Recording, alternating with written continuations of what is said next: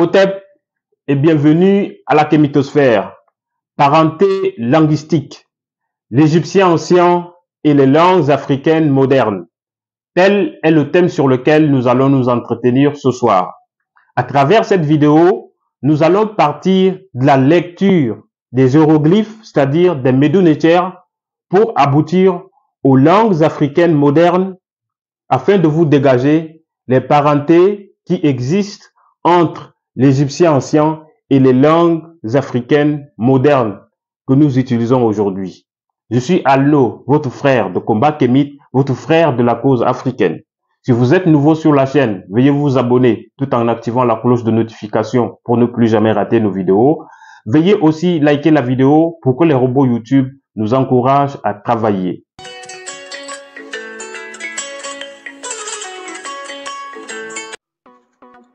Père Médou de l'Égyptien ancien, signifiant maison de la parole, est une plateforme à travers laquelle nous vulgarisons les humanités classiques égypto-nubiennes, les idéaux du panafricanisme et de la libération de l'Afrique en général. Nous sommes convaincus que sans une véritable reconnexion aux valeurs civilisationnelles africaines, doublée d'une sérieuse manifestation de la volonté collective d'affirmation de puissance, nous ne pouvons pas gagner contre l'impérialisme et la néocolonisation. Nous n'incitons pas à la haine raciale, mais faisons par contre un travail de devoir de mémoire et de restauration de la vérité historique pour l'équilibre de l'humanité. Le thème traite de la parenté linguistique, parce que beaucoup d'Africains aujourd'hui ne savent pas aussi l'origine même des langues que nous utilisons. Mais à la base, il y a un peuple, c'est-à-dire le premier peuple qui est apparu et qui a fait de l'Afrique berceau de l'humanité, a été retrouvé dans la région des Grands Lacs. Et ce groupe humain est appelé Anou.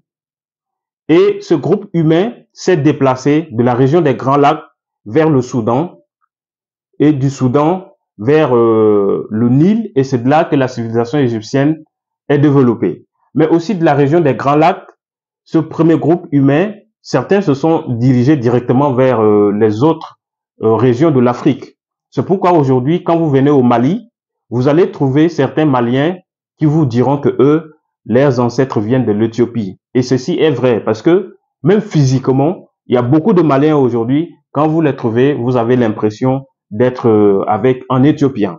Donc, de la région des Grands Lacs, nos premiers ancêtres qui se sont appelés Anou se sont dispatchés un peu partout dans les régions de l'Afrique et un peu plus tard dans le reste du monde, pour donner les autres peuples que nous appelons tantôt des blancs, des jaunes et autres. Mais aujourd'hui, nous allons nous focaliser sur les Anou, ce premier groupe. Et vous allez comprendre même la signification du nom Anou qu'ils se sont donnés. Parce que dans l'Afrique ancienne, le noir, c'est-à-dire l'homme noir, était l'incarnation de la beauté. Et c'est pourquoi certains spécialistes grecs de l'époque décrivaient les Noirs comme des êtres qui sont géants, qui ont la longévité, mais qui sont surtout beaux. Ça, c'est des mots que les Occidentaux, les premiers Grecs, utilisaient pour décrire les Noirs. Nous allons même commencer par des hiéroglyphes, c'est-à-dire les Médou-Néter, pour que vous voyez comment ils s'appellent et comment ils écrivent leurs noms. Pour ceux qui ne disent pas aussi que l'Afrique est berceau des traditions scientifiques, nous sommes aujourd'hui en train de faire une vidéo sur l'écriture africaine. Et ceci pour nous relayer à l'Afrique ancienne à travers les langues que nous utilisons aujourd'hui. Donc, regardez un peu les graphies. Les graphies, à gauche, nous avons les Médou-Néter, ce que vous appelez hiéroglyphes, et à droite, nous avons le copte. Le copte est une version améliorée des hiéroglyphes. Donc, des hiéroglyphes, l'évolution a donné le copte, qui est la dernière langue de l'Égypte ancienne. Quand nous prenons les Médou-Néter à gauche, le hiéroglyphe de l'avant-bras se translittère A. C'est-à-dire, s'il faut traduire dans l'alphabet que nous utilisons aujourd'hui, le français, ça se translittère A. Maintenant, en bas du bras, nous avons un. Mais ici, c'est silencieux, ça se lit pas. Parce que c'est pour expliquer ce qu'on est en train de vouloir écrire comme un ensemble qui est unique. Donc c'est pour faire état d'un ensemble de peuples. Voilà, donc le N ne se lit pas. Et après, vous avez l'œil. L'œil se lit N. Si on translitère dans l'alphabet français, l'œil signifie N. Mais comme ici, nous avons affaire au pluriel, on ajoute un autre œil. Et toujours en égyptien ancien, le pluriel, ça se termine par ou. Le premier groupe humain s'appelle Anu, et voilà l'écriture. Le bras, ok, avec les deux yeux, et ça se lit Anu. Et à droite, nous avons le copte. Le copte qui était une version de la langue égyptienne, mais un peu plus évoluée. Donc là, nous avons le hiéroglyphe de l'avant-bras qui se lit toujours A, qui se translitère A dans l'alphabet français que nous utilisons actuellement. Et aussi, nous avons l'ondulation, le hiéroglyphe de l'ondulation d'eau se lit N. Et donc, ici, l'œil est silencieux, c'est pour exprimer l'adjectif, le qualificatif. Donc, ça exprime ici la beauté. Ça exprime ici la beauté. Mais la lecture, ça se lit Anna et tantôt Ané, qui veut dire être beau, beauté, beau. Pourquoi nos premiers ancêtres s'appellent Anu, s'appellent Anna, qui signifie beau? Parce que eux, ils se voient comme l'incarnation de Dieu. Et donc, à l'image de Dieu, et ils sont beaux. Voilà. Je crois que nous sommes assez clairs maintenant sur les hiéroglyphes et le copte qui nous a permis de comprendre le nom. Et on va ensuite migrer vers les langues africaines que nous utilisons aujourd'hui, afin que vous sachiez que les langues que nous utilisons aujourd'hui ne sont pas tombées du ciel, mais nous les avons héritées directement de nos premiers ancêtres, qui sont les Anous. Mais il y a aussi une chose que je vais avouer ici. Les Anous, qui sont le premier groupe humain sur Terre, qui après se sont migrés vers le Soudan, puis l'Égypte, ne se sont pas arrêtés là. Mais ils ont aussi fondé des villes, par exemple, en Égypte. Vous allez écouter la ville que vous appelez Héliopolis. Héliopolis est une traduction grecque, mais le nom africain même, c'est Younou. Donc, ils ont ajouté à leur nom, qui est le pilier Anu Younou. C'est pour dire que c'est une zone habitée par les Anous. Et c'est comme ça aussi que arrivé ce que vous appelez aujourd'hui Palestine et Israël. Dans le temps ancien, vous l'appelez, ça s'appelle Canaan. Mais en réalité, Canaan vient de Kinanu, qui veut dire toujours une zone habitée par les Anous. Parce que quand vous allez un peu fouiller dans des études archéologiques et paléontologiques, vous allez vous rendre compte que les premiers habitants de ce qu'on appelle Canaan et de ce que vous appelez aujourd'hui Palestine et Israël sont des Africains. Et ce sont des Anous, c'est-à-dire une partie de nos premiers ancêtres qui sont apparus dans la région des Grands Lacs. Et donc, les Anous ont laissé leurs traces un peu partout dans le monde où ils sont passés. Et avec des déformations, on n'arrive plus à voir les noms et les termes exacts de nos jours. Mais quand nous nous lançons un peu dans l'archéologie linguistique et que nous créons, nous pouvons toujours ressortir les noms authentiques. Donc, ceci étant dit, allons-y maintenant dans les langues africaines modernes que nous utilisons aujourd'hui, à partir du nom Anu, qui signifie littéralement être beau, qui signifie beauté. On retrouve ce nom aussi dans les langues africaines d'aujourd'hui. Le Ligbi, c'est une langue parlée au Ghana. Beau, Anu, qui signifie beau. qui en copte se dit Anna et tantôt Anne. En Ligbi, au Ghana, ça se dit Ni, qui signifie œil. Je vous ai montré les hiéroglyphes qui laissent toujours apparaître l'œil dans l'écriture du nom Anu, pour signifier aussi beauté, pour signifier aussi, également vision. Donc, dans les langues africaines, Ni en Ligbi de la langue du Ghana signifie œil. Maintenant, dans la même langue, ils disent aussi nié pour dire beau.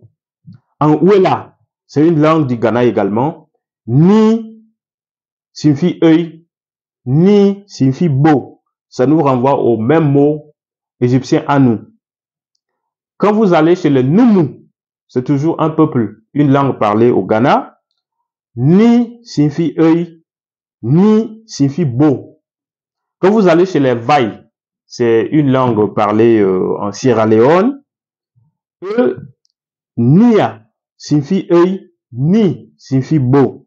Ce qui renvoie toujours au même mot égyptien, Anu, qui signifie être beau, beauté, beau. Quand vous allez chez les Bamana au Mali, Nia signifie œil, Nia signifie être bon. Chez les Soussou en Guinée, Nia signifie œil, Nia signifie aussi beau. Quand vous allez chez les Mende, nous sommes en Sierra Leone, Nia signifie œil, Ne signifie beau. Quand vous allez chez les Pélé du Libéria, Nie signifie œil, Nai signifie beau.